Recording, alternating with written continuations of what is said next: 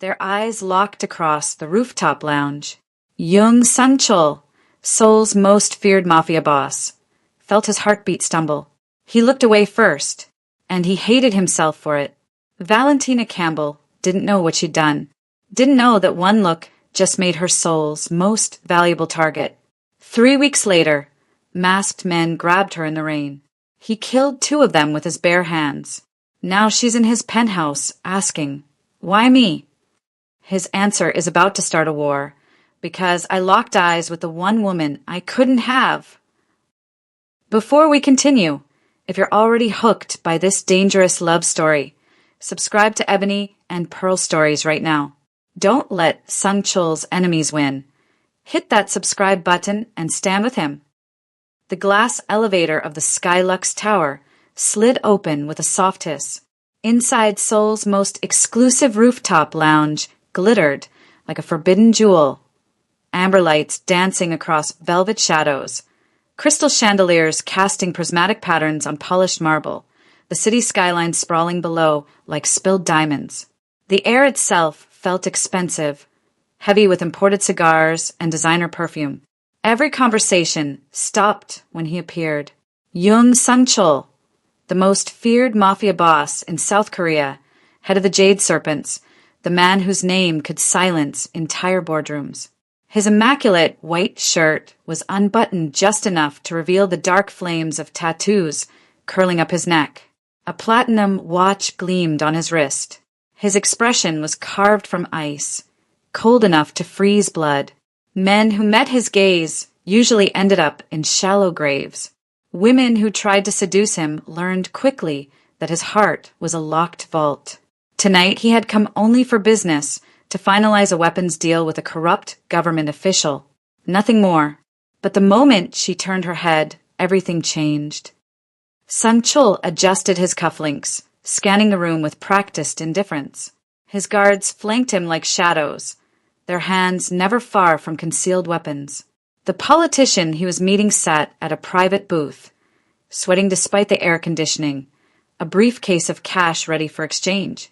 But before Sanchul could take another step, a voice, warm, professional, utterly unexpected, drifted across the lounge. "Excuse me, gentlemen.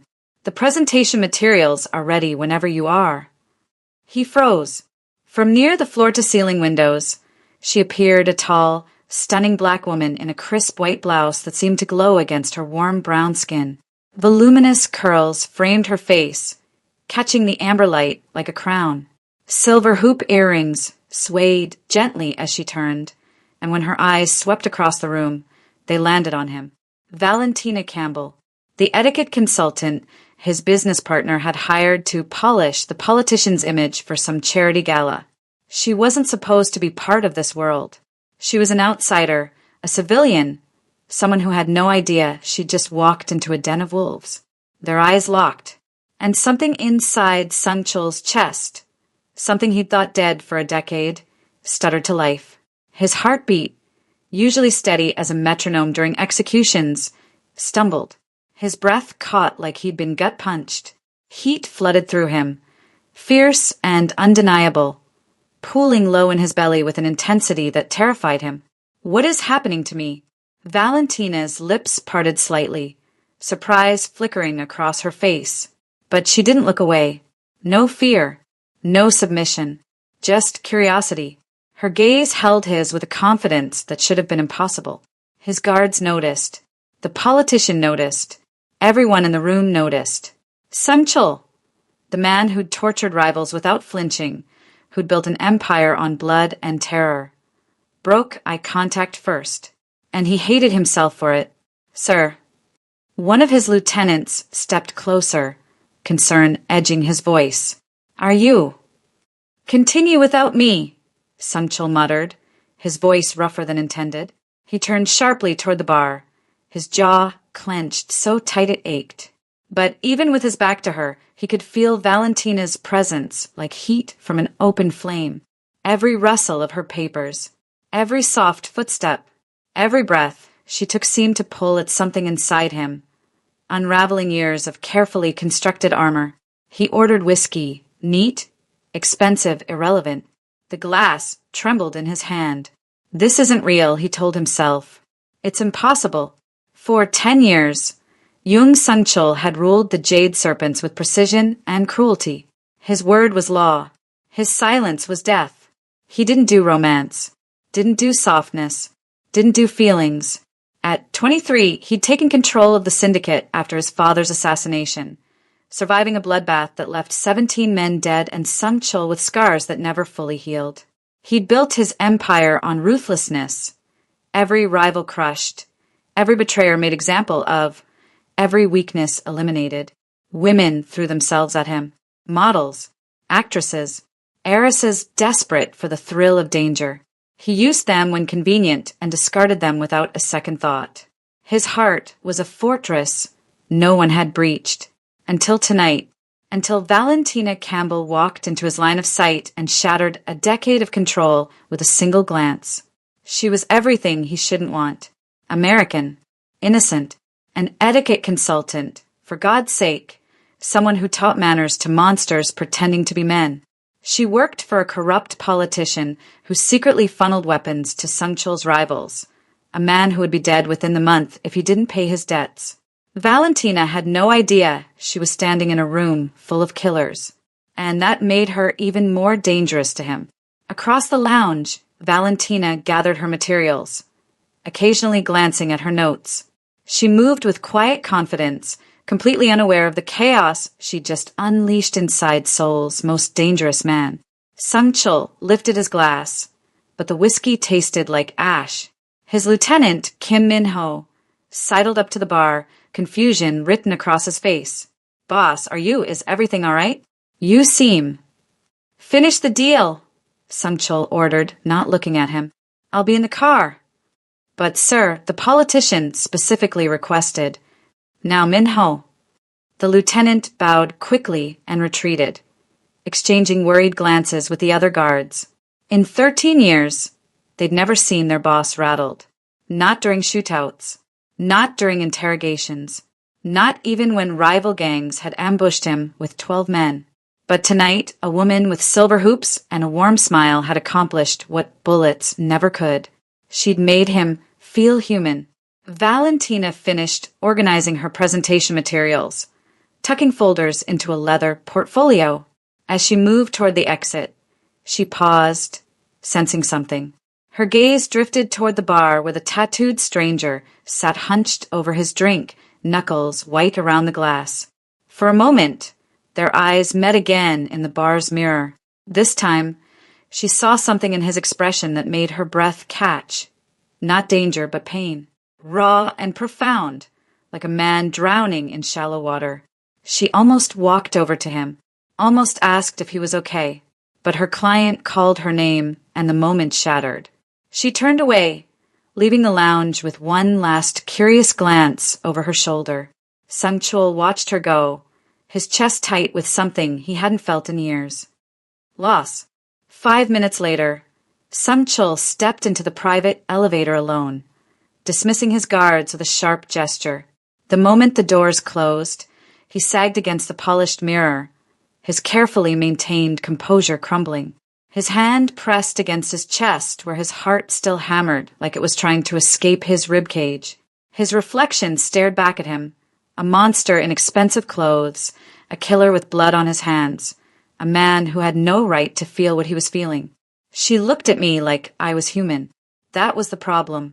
For 10 years he'd been untouchable, unshakable, a force of nature that crushed everything in its path.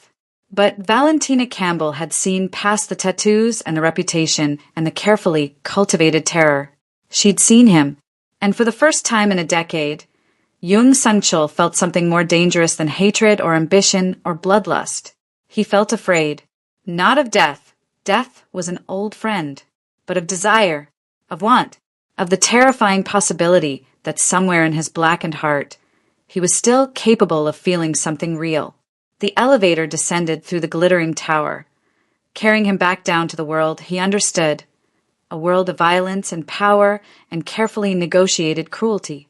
But even as Seoul's dark streets swallowed him whole, one thought echoed through his mind like a prayer he didn't deserve to speak. I have to see her again. And that single thought, that moment of weakness, would change everything. If you're as captivated by Sung Chul's impossible desire as he is by Valentina, hit that subscribe button for Ebony and Pearl stories right now. Drop a comment telling us what time you're watching this, and get ready for Chapter 2, because the danger is just beginning. Sung Chul told himself he'd never see her again. He buried himself in work, territory disputes, weapon shipments, a traitor who needed to disappear. For 3 days, he convinced himself the moment in the lounge had been an aberration, a glitch in his carefully programmed existence. Then fate laughed in his face. The charity gala rehearsal was supposed to be routine surveillance, his men monitoring a corrupt assemblyman who owed the Jade Serpents 2 million won. Sung Chul hadn't planned to attend personally, but Minho had insisted something felt off. He arrived through the back entrance of the Grand Josian Hotel, scanning the ballroom from the shadows of the upper gallery. And there she was. Valentina stood on the main stage, coaching a nervous politician's wife on posture and smile placement. That same white blouse, those same silver hoops catching the chandelier light. Her voice carried across the empty ballroom, warm, patient, utterly captivating. Sung Chul's hands clenched the gallery railing so hard the metal groaned. Leave, his rational mind commanded. Now, but his feet wouldn't move. For 20 agonizing minutes he watched her work, the graceful way she moved, the genuine kindness in her corrections, the laugh that seemed to make the cavernous space feel intimate. Then she glanced up at the gallery. Their eyes locked across the vast distance. Even from 50 meters away, he felt the impact like a fist to his solar plexus. His breath tangled in his throat. His heart, that traitorous organ, kicked against his ribs like it was trying to reach her. Valentina tilted her head, recognition dawning on her face. A small smile curved her lips. Sung Chul fled like a coward.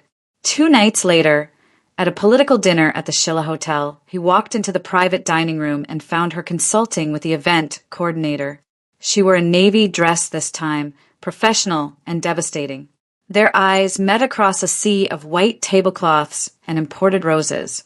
His hand froze halfway to his wine glass. Heat crawled up his neck. She didn't look away, just watched him with that same curious, unafraid expression that was slowly destroying him. The fashion fundraiser was the worst. Sung Chul attended only because a designer owed him a favor worth collecting. He positioned himself in the shadows near the bar, nursing whiskey and radiating his usual don't approach aura. Then Valentina walked in wearing a fitted black dress that made his mouth go dry. She was accompanied by the same corrupt politician, laughing at something the man said while her eyes scanned the crowd. When her gaze found Sung Chul, everything else vanished. For 5 full seconds, they stared at each other across the crowded venue. The noise, the people, the entire glittering event, all of it fell away until there was only her warm brown eyes and that slight smile playing at her lips. She's doing this on purpose, he realized with growing panic. She knows exactly what she's doing to me. The shareholder gala at the Lotte Hotel was where everything shattered. Sung Chul attended only because his front company, a legitimate import-export business, required his presence. He wore his most expensive suit like armor, surrounded himself with 6 guards, and prepared to endure 2 hours of tedious speeches. He was sipping champagne near the terrace entrance when he sensed her approach. Valentina Campbell walked straight toward him through the crowd, her emerald dress catching every eye in the room. His guards tensed, hands moving toward concealed weapons. But she stopped 3 feet away, arms crossed, head tilted in that infuriatingly confident way she had. "Mr. Young," she said, her voice carrying just enough for his men to hear. "Do you always stare at people like you're deciding whether to kill them or kiss them?" The world stopped spinning. His guards froze mid-breath. Somewhere in the ballroom, a champagne glass shattered. Minho made a strangled sound that might have been a suppressed laugh. And Sung Chul, the most feared mafia boss in South Korea, the man who'd ordered executions while eating breakfast, blushed. Heat flooded his face. His ears burned. For the first time in 13 years, he had absolutely no idea what to say. Valentina's smile widened, genuine amusement dancing in her eyes. I thought so. You've been watching me for weeks now. I was starting to think I had something on my face. His voice came out rough, unfamiliar. I don't know what you're talking about. Liar, she said cheerfully. You're terrible at being subtle for someone in your profession. His blood turned to ice. She knows.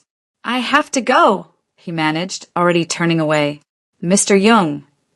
But he was already moving, his guard scrambling to keep up, his heart hammering so hard he thought it might crack his ribs. Behind him, he heard her soft laughter, not mocking, but delighted, like she'd just won a game he hadn't realized they were playing. Back in his penthouse, Minho delivered the news that made everything worse. Boss, we have a problem. His second-in-command laid a folder on the desk, his expression grim. Valentina Campbell. What about her? Sang-chul's voice came out sharper than intended. Her employer, the assemblyman she's coaching. He's connected to the Red Phoenix Syndicate, our rivals. Minho paused. And there's talk. People have noticed your interest. Sang-chul's jaw clenched. What kind of talk? The dangerous kind. If the Red Phoenix think she matters to you, they'll use her as leverage. Or worse. She's already in danger because of me. The realization hit him like a bullet. He hadn't even touched her, hadn't even spoken more than a handful of words, and he'd already painted a target on her back. There's more, Minho continued, sliding another document across the desk. We ran a background check. Valentina Campbell, daughter of Dr. Marcus Campbell, one of America's leading criminology professors. She has degrees in political science and international relations. And she's writing a research report on corruption in Korean politics. Boss, if she digs too deep, she'll expose networks connected to our rivals and to us. She could unravel everything without even knowing it. Sang-chul stared at her photo in the file. That warm smile. Those fearless eyes. She wasn't just dangerous to his heart. She was dangerous to his entire empire. Monitor her, he ordered, his voice hollow. 24/7. But keep your distance. I don't want her knowing she's being watched. Yes, boss. Minho hesitated at the door. And what about the Red Phoenix? What about them? They've started tracking her movements. They're waiting to see if the rumors are true, if Seoul's untouchable boss finally has a weakness. After Minho left, Sang-chul stood at his floor-to-ceiling windows, watching the city lights blur through the glass.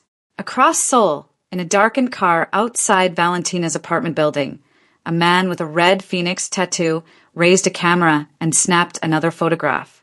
The war for Valentina Campbell had quietly begun. For 3 days, Sang-chul's men shadowed Valentina like ghosts. Morning coffee runs, afternoon consultations, evening returns to her modest apartment in Itaewon.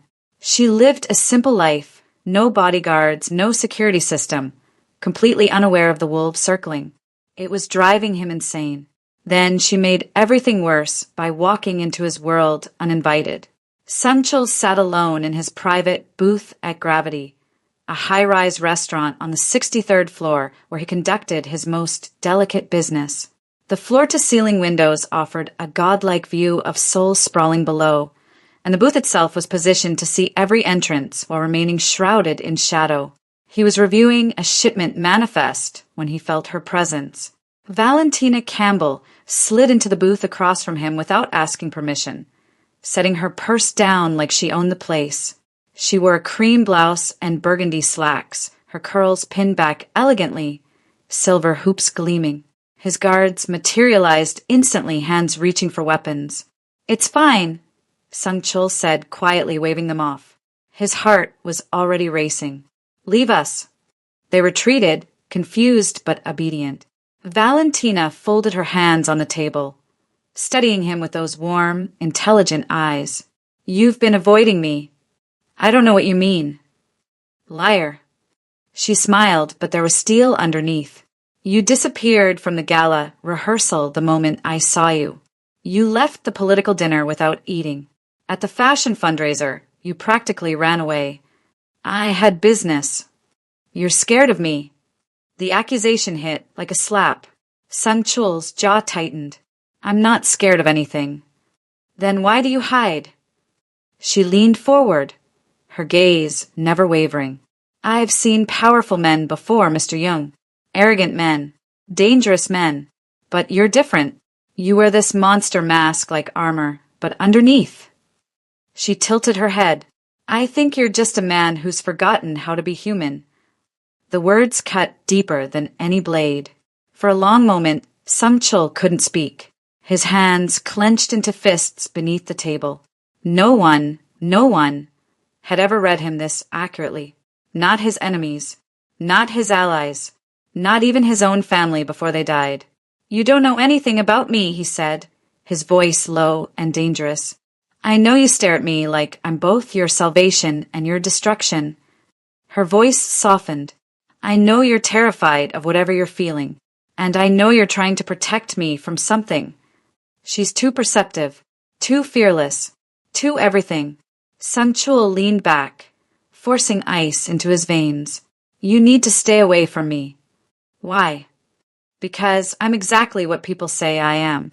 A monster, a killer, a man who destroys everything he touches. Maybe I get to choose what burns me, Valentina said quietly. The words hung between them like a loaded gun. Sun Chul stood abruptly, his chair scraping against polished floor. This conversation is over. If you're smart, you'll forget you ever saw me. He walked away before she could respond, before the fractures in his armor became visible, before he did something catastrophic like tell her the truth.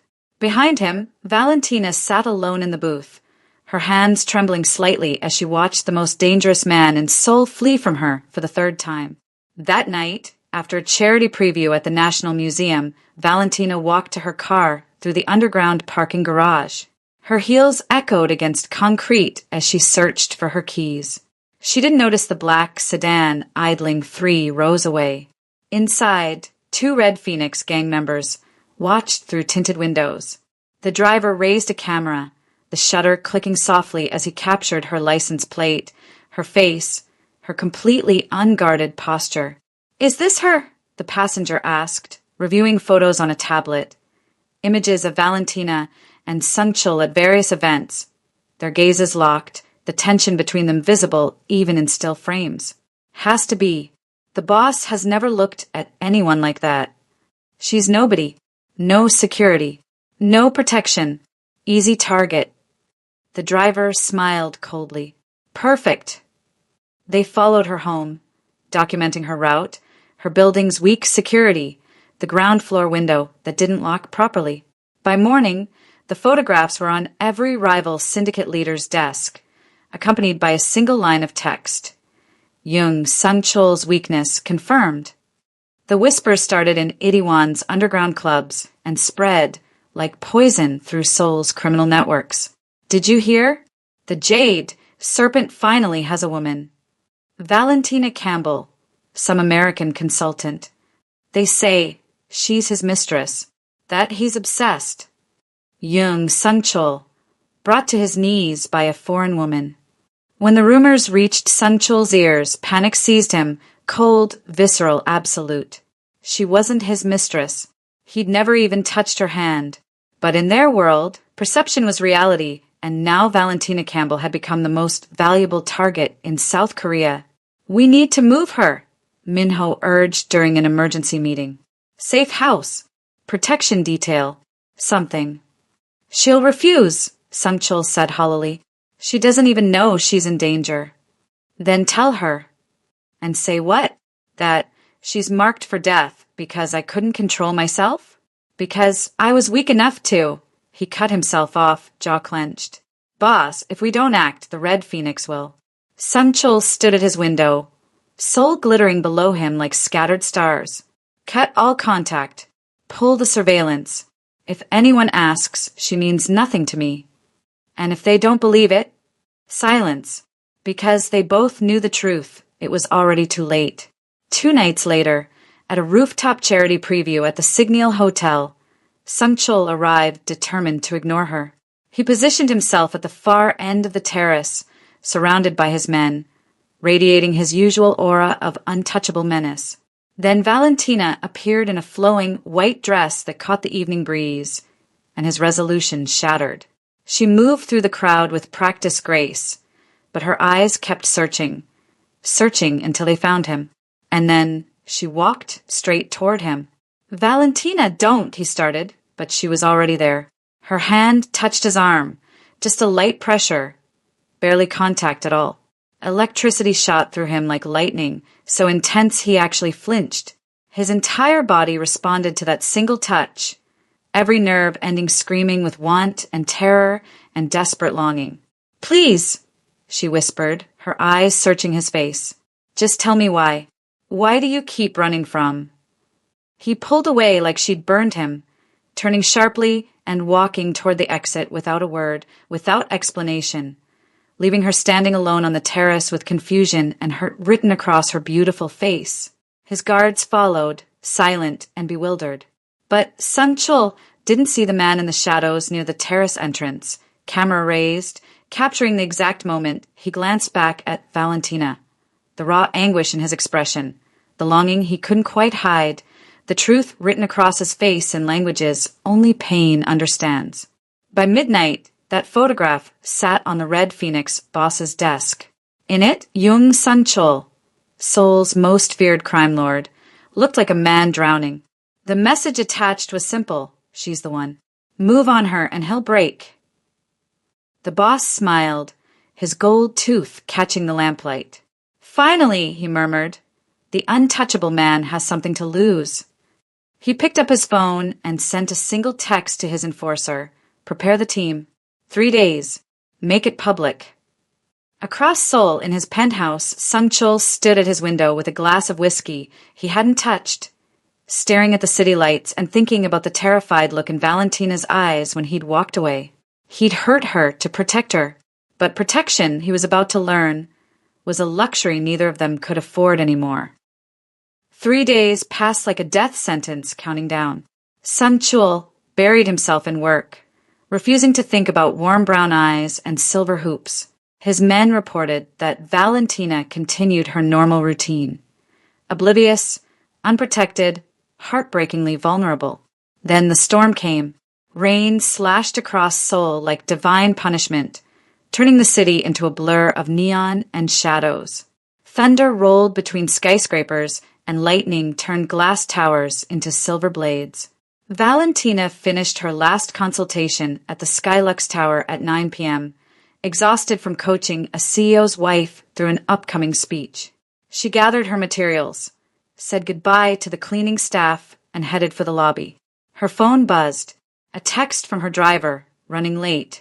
Traffic bad. 15 minutes. She frowned. Mr. Park was never late. The message had actually come from a burner phone in a Red Phoenix van 3 blocks away, sent after they'd dragged the real driver into an alley and left him unconscious with a broken jaw.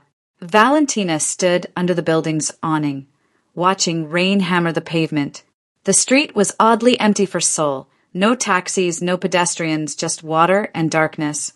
She should have noticed, should have felt the predators circling. But she was thinking about a tattooed man who kept running from her, and that distraction nearly cost her everything. The black van appeared out of nowhere, tires screaming as it jumped the curb. Doors flew open before it fully stopped.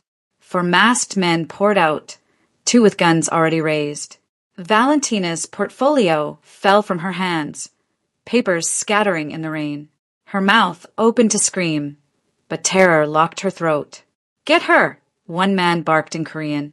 The closest attacker lunged, his hand reaching for her arm. A motorcycle exploded out of the darkness like black lightning. Sung Chul didn't slow down. He drove straight at the attackers, the bike's engine roaring over the storm. At the last second, he twisted the handlebars, the rear wheel swinging out in a vicious arc that caught one man in the chest and sent him flying into the van's side. Before the motorcycle fully stopped, Sung Chul was off it, gun drawn, his white shirt already soaked through and plastered to his frame. "Back away from her," he said quietly. The remaining 3 attackers froze, recognition dawning on their faces even behind the masks. Young Sun-chul, the Jade Serpent himself. Boss, we were just... Sun-chul fired twice. 2 men dropped instantly, clean shots to the chest. The third raised his gun, but Sun-chul was faster, or would have been, if the 4th attacker hadn't recovered. A blade flashed in the rain. Pain exploded across Sun-chul's shoulder as the knife carved through muscle, but he didn't slow. He spun, caught the man's wrist, and broke it with a sickening crack before putting a bullet through his knee. The last standing attacker fired wildly. Bullets sparked off the pavement, shattered the building's glass doors. Sun-chul returned fire with surgical precision, shoulder, thigh, hand, dropping the man without killing him. Someone needed to send a message back to the Red Phoenix about what happened when you touched what was his. The entire fight lasted 23 seconds. When silence fell, broken only by rain and groaning men, Sun-chul turned to Valentina. She stood frozen against the building, eyes wide with shock, her white blouse ruined by rain and scattered blood. "You're coming with me," he said roughly, grabbing her wrist. "If you want to live." He pulled her onto the motorcycle, her arms instinctively wrapping around his waist. Blood from his shoulder seeped through his shirt, warm against her hands. "Hold on," was all he said before the engine roared. They tore through Seoul's rain-slicked streets at suicidal speed. Behind them, a second Red Phoenix van gave chase, gunshots cracking through the storm. Valentina buried her face against Sun-chul's back, feeling his muscles coil and release as he navigated impossible turns. Her world became rain and speed and the thundering of her heart against his spine. A bullet shattered the motorcycle's side mirror.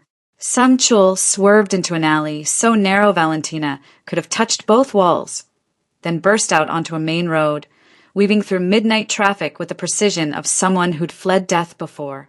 Gradually, the gunshots faded. The pursuing van lost them in the maze of Seoul's backstreets. But Sun-chul didn't slow until they reached the underground garage of a residential tower in Gangnam, his tower. His penthouse was all glass and shadows, Seoul spreading below like a captured kingdom. Sun-chul collapsed onto the leather couch the moment they entered, his face pale, his shoulder bleeding freely now. Valentina stood dripping on his marble floor, trembling from adrenaline and shock. "You're hurt." "I'm fine." "You're bleeding everywhere." Her voice shook but held firm. "Where's your first aid kit?" "Bathroom. Under the sink." She returned with supplies and knelt beside him, her hands steadier than they had any right to be. "Take off your shirt." For once, he didn't argue, didn't deflect, just obeyed. The knife wound was deep but clean, slicing across his shoulder blade. Valentina cleaned it with antiseptic, her fingers gentle despite the horror of the night. Sun-chul watched her face, concentrated, determined, fearless even now. "Why did you come?" she whispered.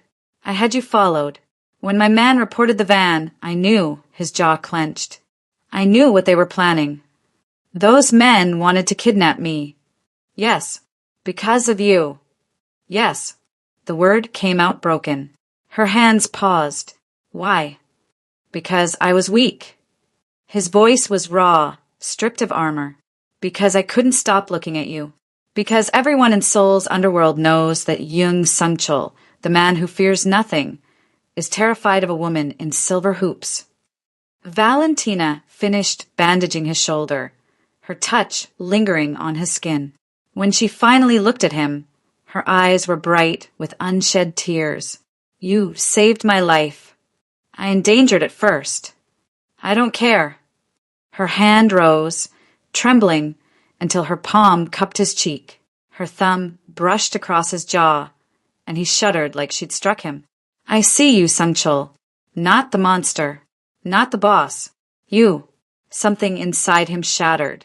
All the walls, all the control, all the years of careful numbness gone. He leaned his forehead against hers, breathing her in, his hand coming up to cover hers against his cheek. I can't, he whispered. You'll die because of me.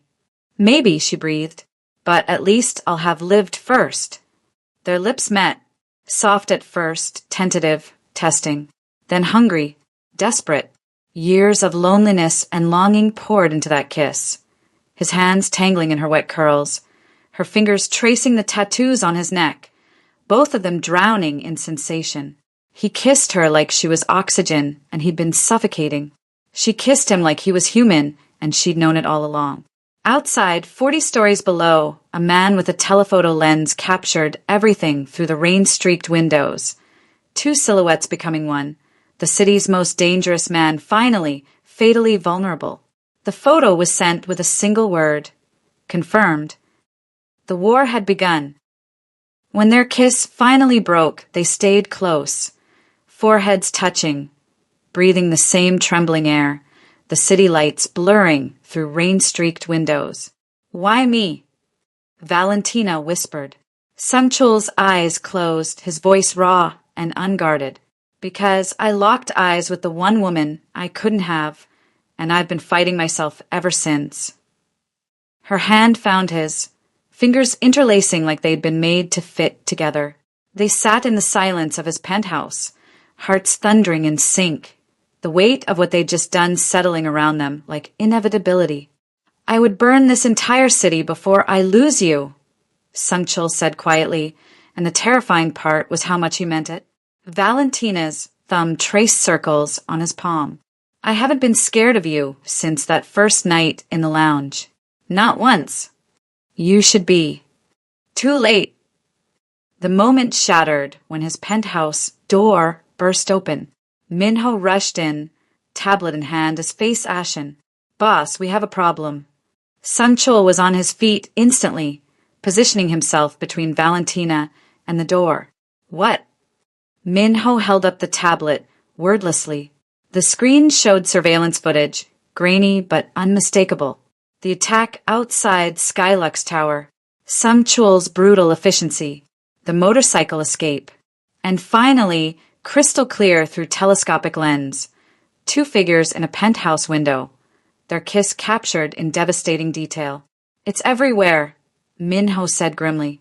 Every syndicate in Seoul has these photos. The Red Phoenix is calling an emergency council. They're saying Valentina Campbell is now Seoul's most valuable hostage. The blood drained from Samchul's face. She can't go back to her apartment, Minho continued. Can't return to her employer. He's Red Phoenix adjacent. Her research on political corruption has her investigating networks tied to our enemies. He paused. Boss, she's tied to you now. Forever. There's no walking away from this. Valentina stood, her voice steady despite everything. What does that mean? Samchul turned to her, anguish written across every line of his face. It means you have to leave Seoul. Tonight, I'll arrange everything. New identity, protection, enough money to disappear anywhere in the world. No. Valentina. No. She stepped closer, her eyes fierce. I'm not running. You'll die if you stay. Maybe. But I'm choosing this. I'm choosing you. Her voice softened. You don't get to make this decision for me. You don't understand what you're choosing. A man who drove through a storm to save me? A man who's been protecting me from shadows I didn't even know existed. She touched his face gently. I understand perfectly. Samchul's composure cracked completely. He pulled her close, his face buried in her hair, his body shaking with something that might have been a sob or a laugh or both. Minho quietly left, closing the door behind him. Minutes passed, hours maybe. Time felt irrelevant. Eventually, Samchul moved to the floor-to-ceiling windows, looking out over Seoul, his empire, his prison, his kingdom of blood and shadows. Valentina's hand slipped into his. He stared at their joined hands for a long moment, her warm brown skin against his scarred knuckles, her silver rings catching the city lights, the impossible rightness of it. When he spoke, his voice was cold steel wrapped in velvet threat. The war has begun, but they don't know who they just threatened. His fingers tightened around hers. They think you're my weakness. He turned to face her, and for the first time since she'd met him, Valentina saw the true monster beneath the man. Not cruel, but absolutely lethal. They're about to learn you're my reason to burn everything down. Outside, Sol glittered like scattered diamonds, beautiful and treacherous and completely unaware that its most dangerous man had just found something worth destroying the world for. The jade serpent had finally shed his skin, and what emerged was far more terrifying than anyone imagined. If you believe love is worth fighting for, even against impossible odds, subscribe to Ebony and Pearl Stories right now. Only the Red Phoenix and their kind want to see Sungchul and Valentina torn apart. Don't side with the villains. Hit that subscribe button and comment love over fear if you're standing with them against the gangs that profit from destroying innocent lives.